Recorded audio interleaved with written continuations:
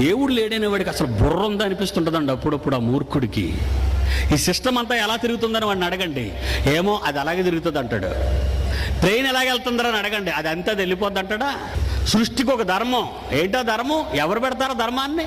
బుద్ధి లేదండి వాడికి బుద్ధి లేదు. నాస్తికుడికి బుద్ధి లేదు. గాలి మాటలు, వాడికి ఏమైనా సబ్జెక్టు తెలియదు, సబ్జెక్టు తెలియదు. ఎందుకు పుట్టాడో తెలియదు, ఎందుకు చస్తున్నాడో తెలియదు, ఎందుకు తింటున్నాడో తెలియదు. వాడు నేర్చుకున్నదంతా 60 సంవత్సరాల పుస్తకాలలో ఉన్న నాలెడ్జ్. జనరల్ నాలెడ్జ్ అంటారు దాన్ని, చెత్త నాలెడ్జ్ అని అర్థం. కాపీడ్ నాలెడ్జ్ అంటారు దాన్ని.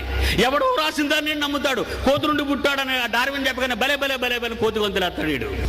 నీకెందుకురా తోకలేదంటే 1,00,000 సంవత్సరాలు తోక ఊడిపోయింది అంటాడు దరిద్రుడు.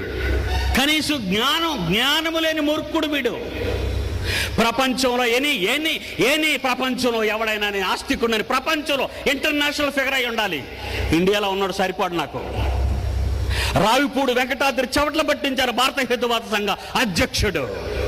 బైబిల్కు భిన్నంగా రాసిన బైబిల్ బండారం అనే పుస్తకాన్ని వాడు బ్రతుకు బండారం చేశాను. ఎన్వి బ్రహ్మాంది వాడి ఊరెళ్ళి చీరాల్లో ఛాలెంజ్ చేశాను రా వేదిక మీద. కానీ వాళ్ళకి ఏమి జ్ఞానం తెలుసండి, వాళ్ళకి మూర్ఖులు.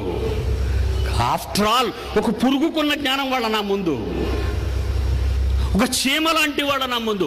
ఇంటర్నేషనల్ వైడ్లో నాస్తికుడనే వాడు ఎవడైనా ఉంటే, ఈరోజు పబ్లిక్గా చెప్తున్నాను, ఇంటర్నేషనల్ వైడ్లో దేవుడు లేడనే నాస్తికుడు ఎవడైనా ఉంటే, ఎనీ ఇంటర్నేషనల్ ఫిగర్ పోటీకి సిద్ధం.